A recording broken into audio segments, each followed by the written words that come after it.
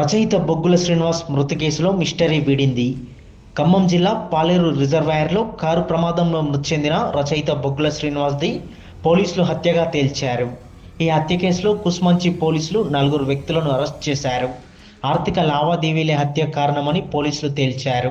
అతన్ని హత్య చేసిన అనంతరం కారు ప్రమాదంగా చిత్రీకరించేందుకు మృతదేహంతో కారును పాలేరు జలాశయంలోకి తోసేశారు. మృతుడి శరీరంపై గాయాలు ఉండడం, శ్రీనివాస్ కుటుంబ సభ్యుల ఫిర్యాదుతో పోలీసులు కేసు దర్యాప్తును వేగవంతం చేసి మిస్టరీని ఛేదించారు.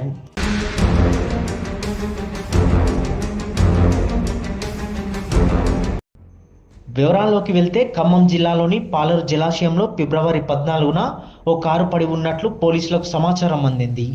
ప్రమాదం జరిగిన సమయంలో డ్రైవింగ్ చేస్తున్న వ్యక్తి బయటకు దూకి పారిపోయినట్టు అక్కడ మత్స్యకారులు తెలిపారు. కారును బయటకు తీసి చూడగా అందులో శ్రీనివాస్ మృతదేహం లభించింది. ఆయన తలపై గాయాలు ఉండడంతో పోలీసులు అనుమానించారు. మృతుడు ఏపీలోని నంద్యాల జిల్లా నందికొట్కూరు మండలం అల్లూరు గ్రామవాసిగా గుర్తించారు. 2014లో పవన్ కళ్యాణ్ హఠావో పాలిటిక్స్ బచావో అనే పుస్తకం ప్రచురించిన తర్వాత శ్రీనివాస్ వార్తల్లోకి ఎక్కారు. అతని మృతిపై శ్రీనివాస్ కుటుంబ సభ్యులు ఇది హత్యేనని అనుమానం వ్యక్తం చేయడంతో పోలీసులు ఆ కోణంలో దర్యాప్తు చేపట్టారు. వారం రోజుల్లోనే కేసు పురోగతిని సాధించి శ్రీనివాస్ స్నేహితుడు వేణు మాధవ్ రెడ్డితో పాటు భద్రాద్రి కొత్తగూడెం జిల్లాకు చెందిన పి కోటేశ్వరరావు, షేక్ అబ్దుల్ హఫీజ్, అజ్మత్ అలీ అనే 3 కిరాయి హంతకులను అరెస్ట్ చేశారు. ఖమ్మం రూరల్ ఏసీపీ తిరుపతి రెడ్డి ఈ కేసుకు సంబంధించిన వివరాలను మీడియాకు వెల్లడించారు. పాలేరు జలాశయంలో బొగ్గుల శ్రీనివాస్ అనే అతని యొక్క మృతదేహము దొరికింది. అతను కారులో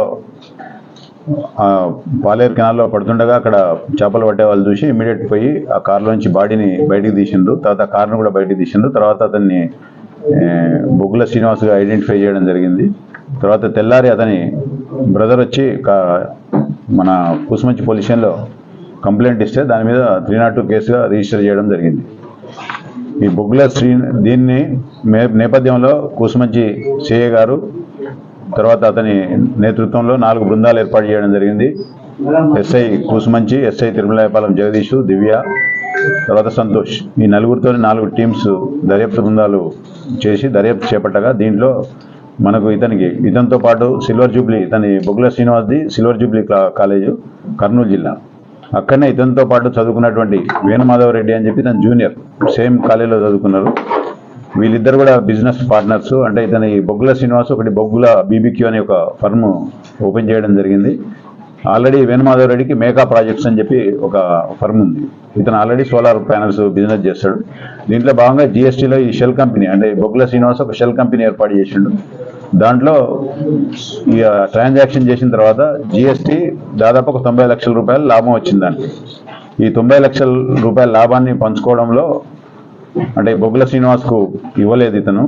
దాన్ని బొగ్గుల శ్రీనివాస్ పదే డిమాండ్ చేయడము, తర్వాత ఈ బొగ్గుల బీబీక్యూ అనే సంస్థకు జిఎస్టీ సంస్థ నుంచి నోటీసులు రావడం, దాన్ని బ్లాక్ లిస్ట్లో పెట్టడం, దానికి పెనాల్టీగా ఒక 1 CR ఇతను దాన్ని ఓపెన్ చేయాలంటే కట్టాల్సి రావడం, వేణుగోపాల్ రెడ్డి కట్టాల్సి వస్తుందనే ఉద్దేశంతో ఈ డబ్బులు ఎగ్గొట్టేందుకు ఇతను వేరే ఒక 3 అసోసియేట్స్తో కలిపి పోకల కోటేశ్వరరావు, తర్వాత షేక్ అబ్దుల్ హఫీజ్, అజ్మత్ అలీ ఖాన్ వీళ్ళతోని ప్లాన్ చేసి ఇతను 14 నైటు అంటే 13 నైటు ఇతన్ని విజయవాడలో ఇతనికి లోన్ అమౌంట్ వస్తుంది, ఆ అమౌంట్ను అతనికి ఇచ్చేస్తా అని చెప్పి శ్రీనివాసుని నమ్మించి తీసుకొని వచ్చి మన నార్కెట్పల్లి మరిపెడ మధ్య రూట్లో అతన్ని కారులో కొట్టి చంపి తీసుకొని వచ్చి ఇక్కడ ఆ కారును యాక్సిడెంట్గా అంటే అతను నడుపుకుంటూ కారులో పడిపోయినట్టు యాక్సిడెంటల్గా చిత్రీకరించాలని చెప్పి ఆ బాడీని అందులో తేయడం జరిగింది.